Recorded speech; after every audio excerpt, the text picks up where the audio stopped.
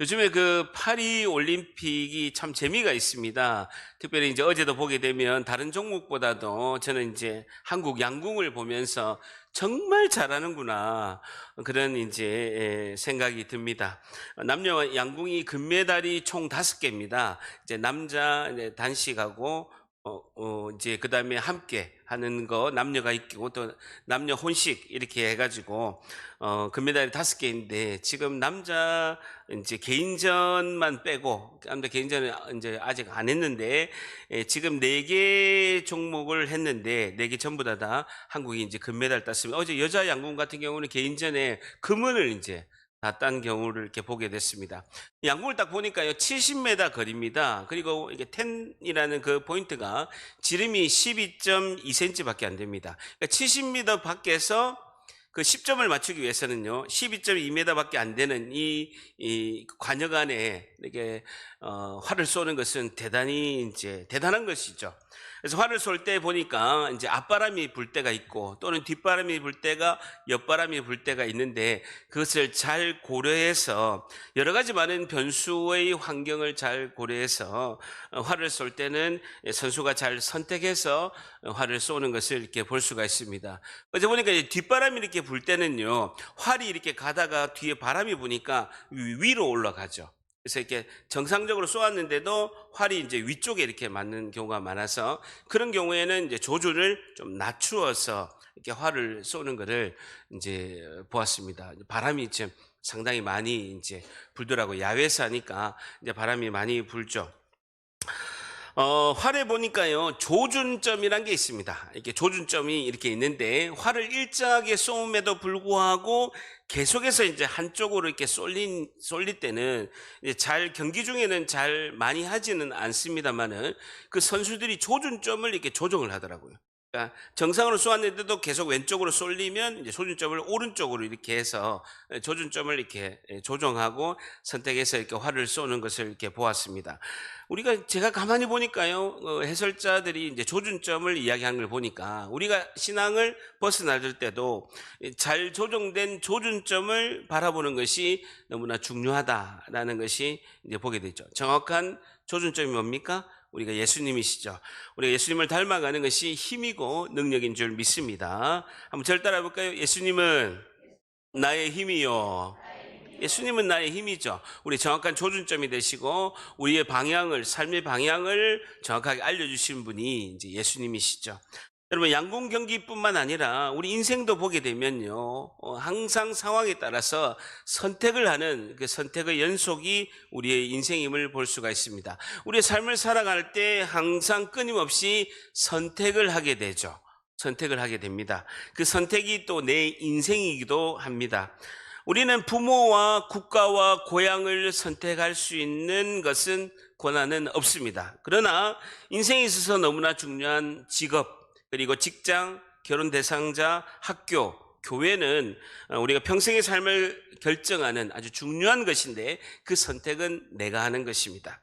여러분, 오늘 그 마가복음 본문의 말씀 15장을 통해서 오늘 성도는 무엇을 선택해야 할까요에 대한 교훈을 얻고자 합니다. 오늘 질문이 뭐라고요? 성도는 무엇을 선택해야 할까요에 대한 교훈을 얻고자 합니다. 이 선택이 인생이죠.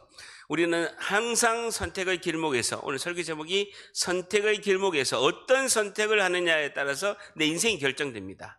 그래서 어떤 선택을 해야 되는가, 어떤 선택이 과연 올바른 선택인가, 성도는 어떤 선택을 해야 되는가, 무엇을 선택을 해야 되는가에 대한 교훈을 얻고자 합니다. 굉장히 중요한 말씀이죠. 15장 1절 한번 같이 있습니다. 시작. 새벽에 대제사장들이 즉시 장로들과 곧 온 공회와 더불어 의논하고 예수를 결박하여 끌고 가서 빌라도에게 넘겨주니, 새벽에 동그라미 쳐보세요. 금요일 새벽이죠. 대제사장들이 즉시 장로들과 서기관들 그리고 온 공회와 더불어 의논하고 라는 것입니다. 대제사장과 서기관과 장로들은요, 사형을 집행할 권한이 없습니다. 그들에게는 사형을 집행할 권한이 없기 때문에 금요일 새벽에 예수께서 목요일 밤에 잡히셔서 밤새도록 신문을 받는 거예요. 밤이 새도록 새벽까지 신문을 받고 고문을 당하고 금요일 새벽에 공회를 열어서, 불법이죠. 한 번도 이런 적이 없었습니다. 불법으로 공회를 열어서 예수님을 죽이기로 결정을 하고 로마의 총독 빌라도에게 새벽에 넘기는 것을 볼 수가 있습니다. 예수를 결박하여 끌고 가서 빌라도에게 넘겨주니 라는 것이죠. 오늘 여러분 예배 때도 사도신경 할 때 뭐라고 했습니까? 본디오 빌라도에게 고난을 받으사 라는 것이죠. 우리가 고백하는 그 본디오 빌라도에게 예수님께서 재판에 서게 됩니다. 새벽에요. 새벽에는 재판이 열리지 않는데 아주 특별한 케이스입니다. 여러분, 그리고 로마의 총독은요, 보통 가이사라, 지중해에 있는 가이사라 항구에 있습니다. 적들이 오는 것을 이제 막아야 되기 때문에 가이사라 항구가 큰 항구가 있는데 헤롯이 이렇게 그 도시를 만들어서 로마의 황제에게 바쳤습니다. 가이사라 이제 항구가, 거기서 총독이 있는데 지금이 6월절입니다. 최대 명절인 6월절에 사람들이 이 명절을 지키기 위해서 남자들은 6월절, 7.7절, 그 다음에 이제 초막절에 명절을 지키기 위해서 반드시 예루살렘 성전으로 와야 되는 것이죠. 지금 6월절이 곧 직전에 있기 때문에 사람들이 100만 명이 모였습니다. 그래서 밀란이 일어날 수가 있으니까, 폭동이 일어날 수 있으니까 군대를 이끌고 본디오 빌라도가 지금 예루살렘에 있게 된 것이죠. 때마침 있게 된 거예요. 원래는 가이사라 항구에 있는데 군대를 이끌고 폭동이 일어날 걸 대비해서 지금 와 있는 상태가 있는 것이죠.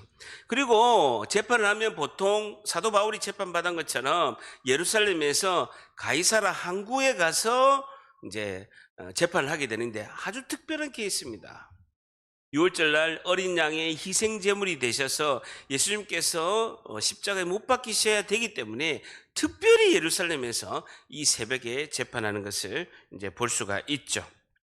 자, 2절 한번 같이 있습니다. 시작. 빌라도가 묻되 내가 유대인의 왕이냐? 예수께서 대답하여 이르시되 내 말이 옳도다 하시며. 유대인의 왕이냐 줄자 보세요. 예수님께서 옳다라고 말씀하십니다. 여기서 말하는 유대인 동그라미 치시면요, 혈통으로 유대인을 말하는 것이 아니라 자신이 마음에 할례를 받고 회개하고 하나님 앞에 죄인임을 고백하는 그 하나님의 백성들을 다 유대인으로 통치하는 것이죠. 예수님을 죽이라고 소리지는 자들도 유대인입니다. 그럼에도 불구하고 얼마든지 회개하면 예수님의 백성이 될 수 있다. 그래서 너희들은 하나님을 믿는 백성의 왕이다 라고 예수님께서 말씀하십니다.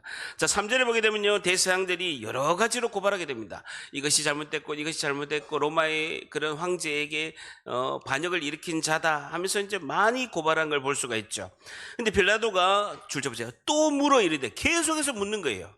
예수님한테 묻고 그 다음에 군중들에게 계속 묻습니다. 예수님에게 물어 이르되 아무 대답도 없느냐? 그들이 얼마나 많은 것으로 예수님을 고발하고 있는데 변명이라도 해봐라 라고 예수님에게 빌라도가 이야기합니다. 5절에 예수께서 다시 아무 말씀으로 대답하지 아니하시니, 한번 주쳐보세요. 대서양들이 많은 제목으로 고발을 했는데 일체 변명을 예수님 안 하시는 거예요. 그러면서 빌라도가 줄쳐보세요. 놀랍게 여기더라 라는 겁니다. 와, 놀랍다. 왜 변명을 하지 않지? 이 많은 제목이 거의 거짓말인데 왜 변명을 하지 않지? 놀랍게 여기는 것을 볼 수가 있습니다. 죄 없는 예수님이 전혀 반박하지 않는 모습을 보고 빌라도가 놀라면서 오히려 살려줘야 되겠다라고 구명활동을 빌라도가 하는 것을 볼 수가 있습니다. 쭉 내려보세요. 9절에 보게 되면요, 빌라도가 대답하여 이르되 너희는 내가 유대인의 왕을 너희에게 놓아주기를 원하느냐라고 하는 거죠. 6월절에 최대 명절에는요, 한 명의 죄수를 풀어주는 관례가 있어요. 그래서 예수님을 풀어주겠다라고 이야기합니다. 예수님이 억울한 죄를 당했음에도 불구하고 어떤 변명도 안 하기 때문에 예수님을 풀어주고자 하는 빌라도의 마음을 볼 수가 있죠. 그러면서 10절에 이는 그가, 줄쳐보세요, 대제사장들이 시기심으로 시기심으로 예수를 넘겨준 줄을 빌라도가 안 것입니다. 그러니까 예수님이 막 이적을 행하고 기적을 행하니까요, 사람들이 예수님에게 너무 많이 몰린 거예요. 그리고 예수님을 너무 존경하고 예수님을 따라다니는 것입니다. 제사장들 보니까 자기들 밥그릇을 빼앗긴 거예요. 사람들이 자기들 제사장한테 오고 제사를 지내고 자기한테 와야 되는데 사람들이 안 오니까 자신들이 입지가 좁아지니까 예수님에 대한 시기심이 생긴 거예요. 그래서 예수를 죽여야 사람들이 우리에게 다시 오겠다라고 해서 그 시기심으로 이제 고발한 것이죠. 그러면서 로마의 그 황제에게 반역한 그런 반역죄에 대해서 이들이 빌라도에게 이제 고발한 걸 볼 수가 있습니다. 근데 가만히 보게 되면요, 빌라도가 계속해서 예수님에게 질문하고 군중들에게 계속 질문합니다. 너희들이 놓아주기를 원하느냐? 나는 6월절에 이제 제수를 놓아준 걸 이제 관례가 있는데 예수를 놓아줬으면 한다라고 계속해서 묻는 것이죠. 빌라도가 왜 이렇게 질문하겠습니까? 사람에게 질문을 많이 하는 것을 보게 되면요, 사람의 눈치를 보고 있는 걸 볼 수가 있습니다. 근본적으로 빌라도의 마음은요, 불안과 두려움이 있는 것이죠. 여러분, 우리가 교회를 다니는 우리가 한번 들어보세요. 하나님께 기도하기보다는 사람에게 질문을 많이 하는 경우가 있습니다. 그래서 내가 불안하고 두렵기 때문에 사람에게 계속해서 묻고 사람에게 계속 질문을 많이 한 것을 보고 사람의 눈치를 보는 것이 이제 경우가 많이 있습니다. 이것은요, 하나님을 온전하게 의지하지 않는다는 증거라는 거예요. 여러분, 사람에게 질문을 많이 하고 사람에게 많이 물어보고 있는 것은 하나님을 의지하지 않는다는 증거라는 것입니다. 전화를 걸어서 1시간 이상 이런저런 불평하고 넋두리하고 있다는 것은 그 시간에 1시간 동안 하나님을 의지하고 하나님께 기도하는 것이 정답인데 그렇게 하지 않는다는 것이죠. 여러분, 나의 안전, 나의 이익, 나의 문제 해결보다도 더 중요한 것은요, 하나님이 이 상황에서 어떻게 생각하시냐가 너무나 중요하다는 거예요. 여러분, 내가 안전하고 내 문제가 해결되고 내가 이제 손해보지 않고 이익을 보는 것이 너무나 중요합니다. 그런데 더 중요한 것은 이 상황에서 예수님이시라면 어떻게 행동을 하시고 어떻게 생각을 하셨을까? 이것이 너무나 중요하다는 것이죠. 여러분, 오늘 첫 번째요, 성도는 무엇을 선택해야 할까요? 오늘 첫 번째요, 주님의 뜻을 깨닫고 선택해야 합니다 라는 것이죠. 주님의 뜻을 깨닫고 선택해야 합니다 라는 것입니다. 예수님이시라면 어떻게 하셨을까? 주님의 뜻을 깨닫고 선택해야 합니다 라는 것입니다. 우리 생각의 좋은 습관은요, 이 상황에서 항상 우리가 생각할 때 예수님이시라면 어떻게 선택하시고 예수님이라면 어떤 행동을 하셨을까라고 생각하는 것이 너무나 중요하다라는 것이죠. 여러분, 우리가 고난을 만났다면 주님이 이 고난의 터널을 허락하신 이유가 무엇일까라고 생각을 해봐야 됩니다. 자세히 보세요. 내가 지금 고난의 터널 안에 있습니다. 고난의 터널 안에 있으면 우리가 생각하는 게 무엇입니까? 이 터널의 끝이 언제일까?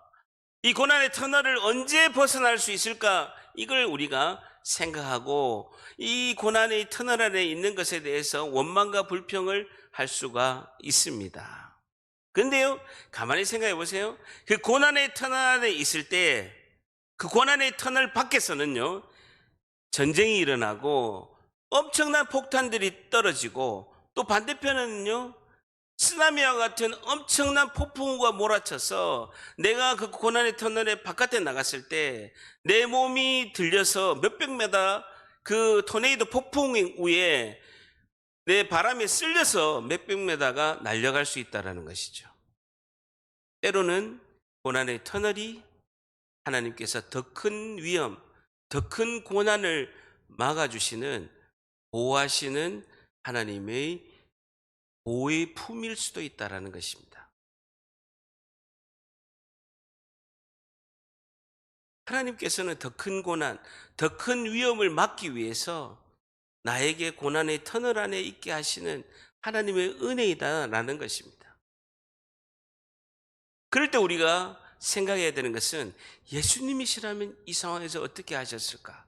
하나님이시라면 이 상황에서 어떻게 생각하고 하셨을까?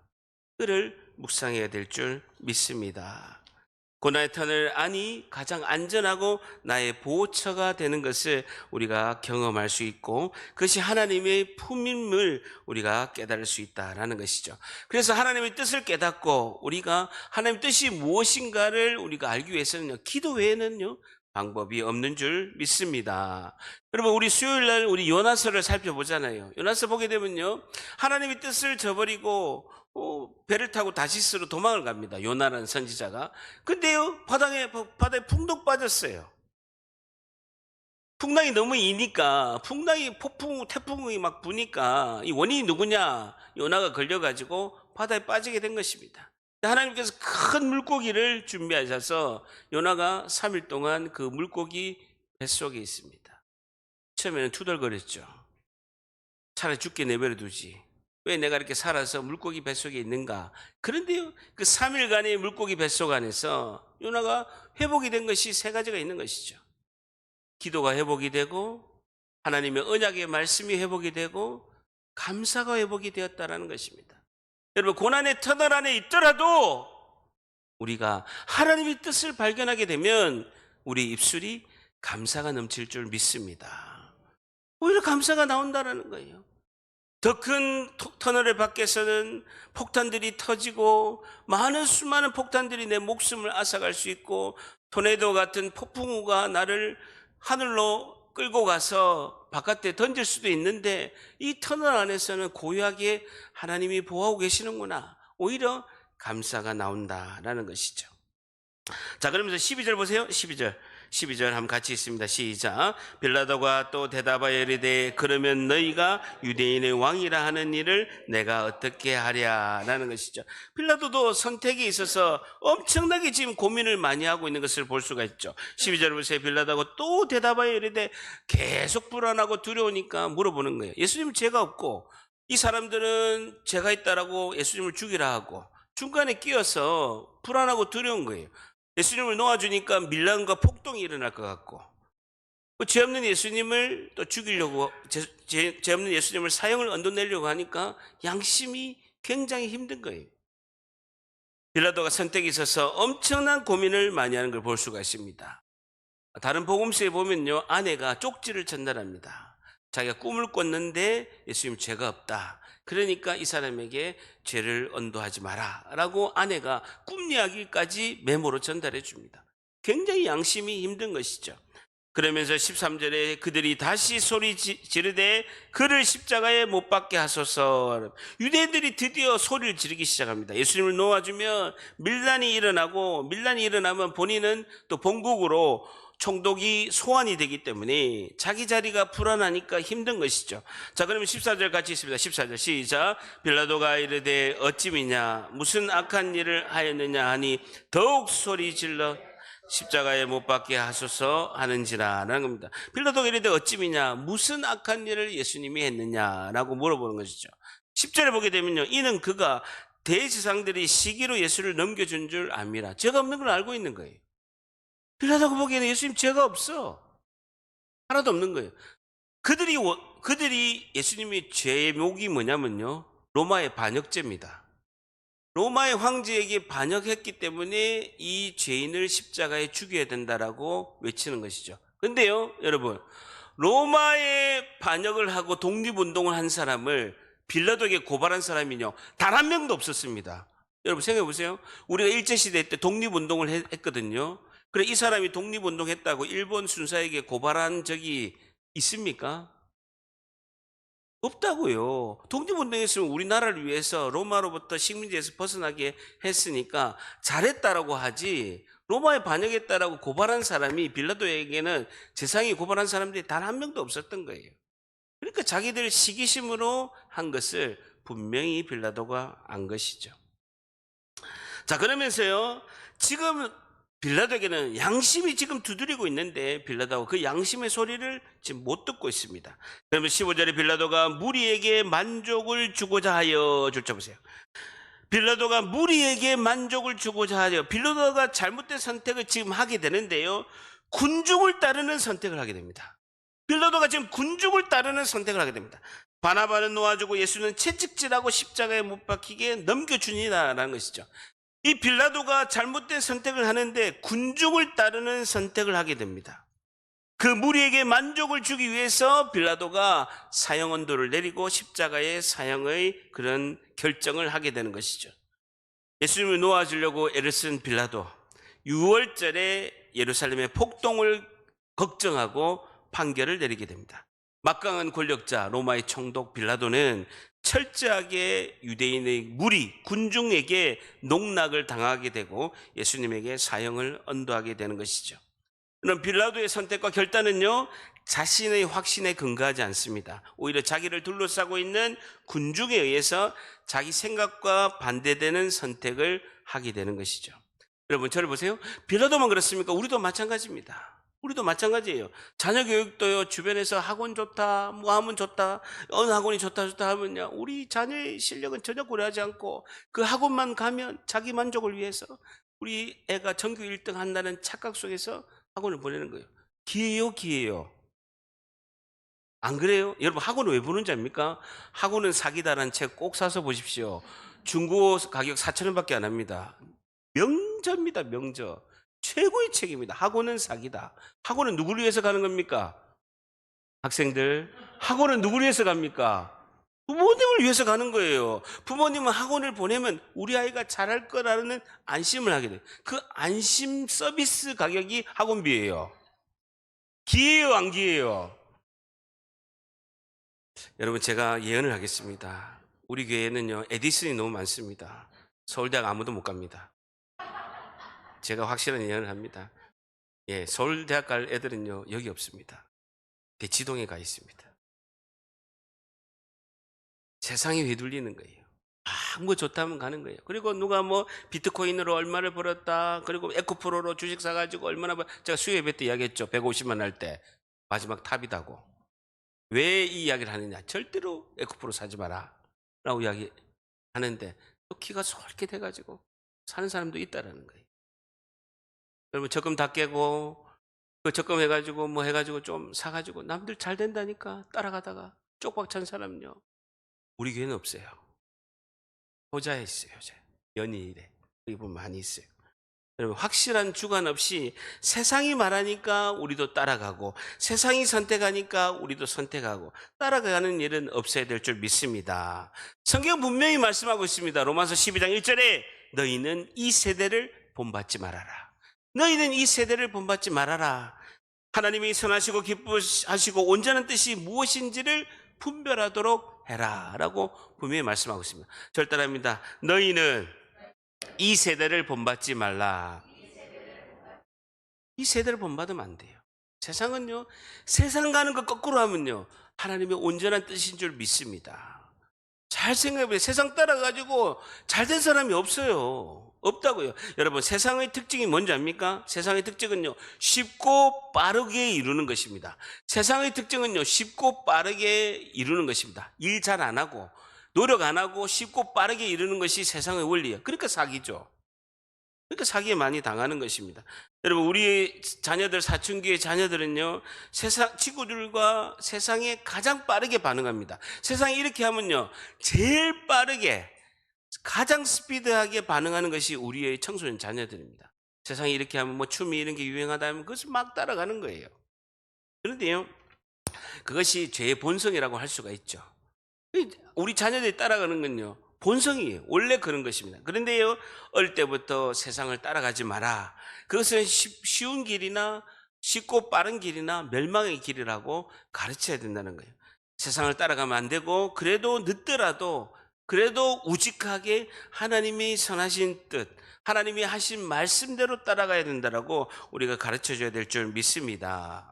여러분, 저는요, 정상적으로 장기 투자해서 물질을 잘 관리하고 재산 증식을 하는 것을 반대하는 것이 절대 아닙니다. 유대인들은요, 어릴 때부터 이제 경제의 개념과 투자와 사업을 어릴 때부터 13살이 되면 성년식을 하고 분명히 가르쳐 줍니다. 유대인들이 전 세계의 자본을 다 가지고 있잖아요. 그것을 반대하는 것이 아닙니다. 그러나 세상의 유행을 따라서 이렇게 해라, 세상의 영향을 받아서 이렇게 해라라고 가르치는 것은 옳지 않다라는 것이죠. 여러분, 성도는요, 세상을 따라가는 것이 아니라 세상을 바꾸고 세상을 변화시켜야 될 줄 믿습니다. 세상을 바꾸는 그런 위대한 인물을 만들어야 되는 거예요. 위대한 글로벌 리더를 만들어야 되는 거예요. 세상을 거스리고 세상을 바꾸고 세상을 변화시켜야 된다는 것이죠. 오늘 두 번째, 성도는 무엇을 선택해야 할까요? 두 번째, 세상의 선택을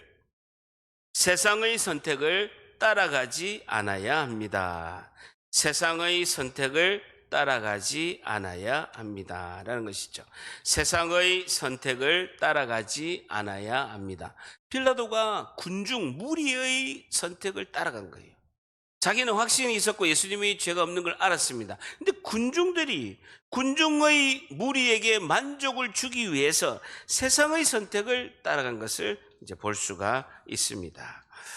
여러분, 역사가들의 그런 기록을 보니까 본디오 빌라도가 아주 유명한 인물이었습니다. 빌라도의 이렇게 그릇되고 잘못된 선택의 결과를 역사가들은 이렇게 기록하고 있습니다. 요세푸스라든지 역사가들이 본디오 빌라도를 이렇게 기록했는데요. 빌라도는 로마의 황제의 아부의 천재였습니다. 그래서 충성으로 일관되게 로마 황제에게 너무나 아부를 잘한 것을 역사가들이 이렇게 기록을 했는데요. 보통 유대 총독이 5년 정도 하고 그만둡니다.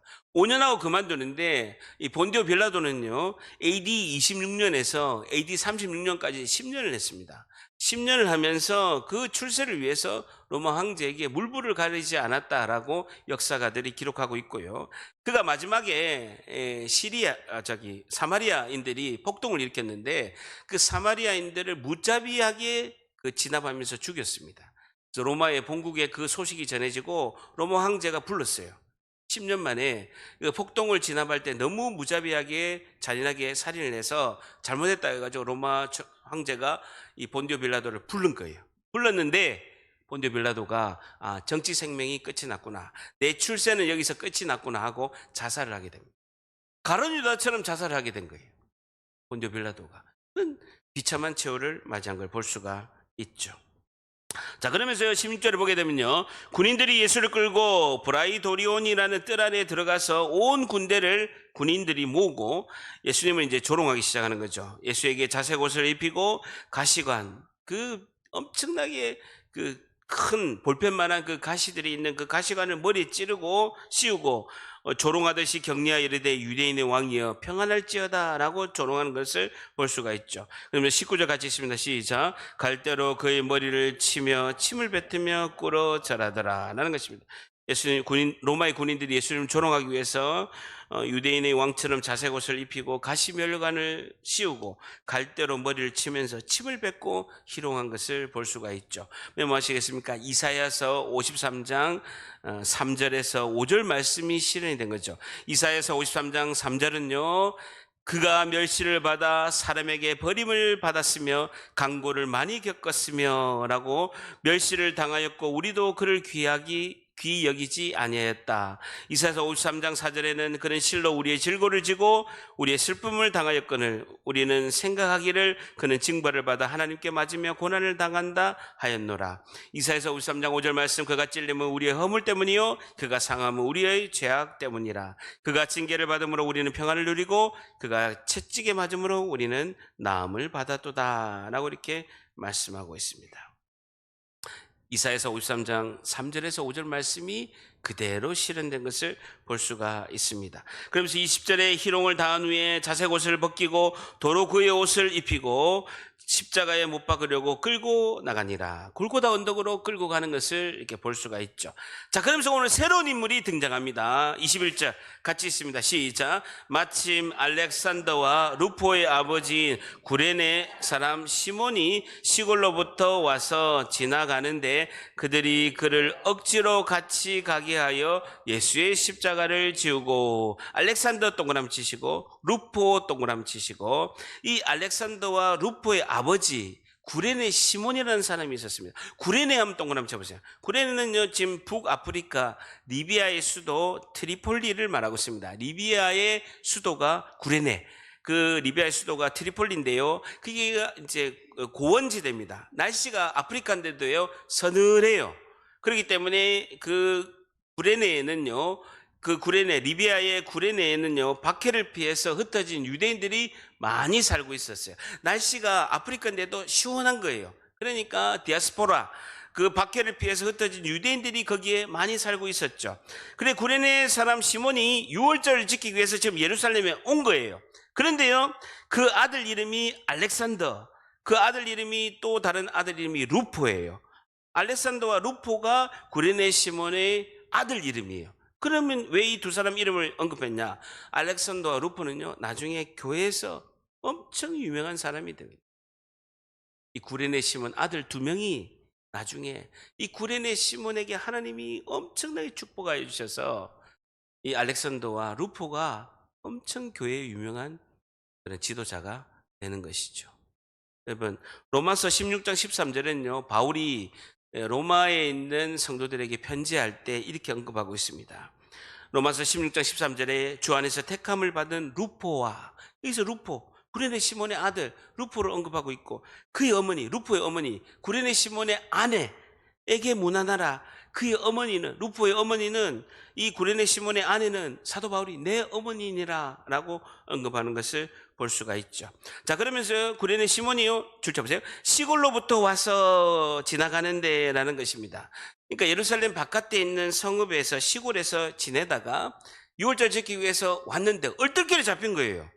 구레네 시몬을 억지로 데리고 와서 예수님의 십자가를 지라는 거예요. 여러분, 예수님의 십자가는 뭐냐면요, 어쨌든 구레네 시몬을 보니까 시골에서 온 사람처럼 약간은 촌사람 티가 나고 이렇게 해서 자신은 전혀 의도하지 않은데 예수님이 십자가를 지라는 것입니다. 여러분, 예루살렘에 가보면요, 비아돌로사라고 해서 예수님께서 십자가를 진 골고다 언덕으로 지고 간 그 거리가 있어요. 근데 예수님이 넘어진 자리에 교회들이 서고 있어요. 예수님이 5번째 넘어진 그 지점 5초소에 구레네 시몬 기념교회가 있어요. 구레네 시몬이 예수님의 십자가를 진 그 자리에 5번째 5초소에 구레네 시몬 기념교회가 있다는 것이죠. 그들이 그를 억지로 같이 가게 하여 예수님의 십자가를 지우고라는 것이죠. 원래는 십자가의 그 처형의 사형을 언도받은 사람은요, 자기 십자가를 자기가 지고 가야 됩니다. 여러분, 우리 영화 보게 되면요, 이렇게 십자가 전체를 다 지고 가잖아요. 그렇지가 않고 세로로 세운 기둥은 원래 거기 있어요. 골고다 언덕에 있고, 죄수가 지고 가는 건요, 옆으로 된 긴 20km가 넘는 긴 가로로 된 그런 십자가 막대기를 지고 갑니다. 근데 그게 한 20km가 넘거든요. 근데 보통 죄수들은 그 가로로 된 그 십자가를 어깨에 지고 갈 수가 있습니다. 한 20km면요, 시멘트 한 포 정도 되거든요. 그런데 예수님은요, 워낙 밤새도록 고문을 많이 받은 거예요. 그리고 또 머리에 그 가시 면류관이 찔려서 머리에 피를 너무 많이 흘렸고, 동물뼈가 달려있는, 동물뼈가 이렇게 깔꼬리처럼 있는 그 채찍에 너무 많이 맞으셔서 피를 너무나 많이 흘리신 거예요. 십자가를 질 수가 없는 거예요. 과다출혈로 인해서 십자가를 도저히 질 수가 없는 것입니다. 그런데 이 혹독한 신문과 고문과 가혹한 채찍으로 과다출혈된 그런 예수님의 십자가를 구레네 시몬이 억지로 지고 갑니다. 여러분, 구레네 시몬은 구레네 시몬이 진 십자가 의미는요, 2가지. 첫 번째는요, 그 구레네 시몬이 신앙을 갖게 된 결정적인 사건이 되게 됩니다. 억지로 졌지만 그 구레네 시몬이 신앙을 갖게 된 결정적인 사건이 되었다는 것이죠.